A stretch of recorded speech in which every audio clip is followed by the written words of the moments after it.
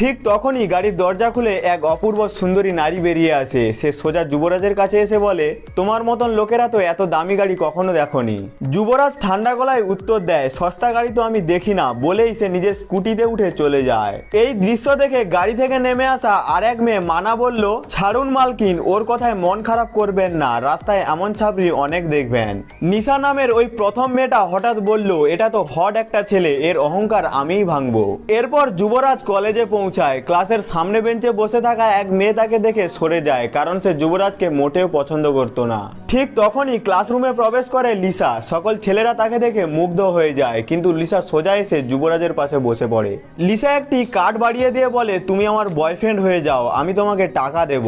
যুবরাজ সরাসরি না বলে দেয়। লিসা তখন তার ব্যাগ থেকে একটি পিস্তল বের করতে যায়। পিস্তল দেখে যুবরাজ ভয় পেয়ে যায় এবং কার্ডটি নিয়ে নেয়। পাশ থেকে যুবরাজের বন্ধু বলে ওঠে, এত সুন্দর একটা মেয়ে তো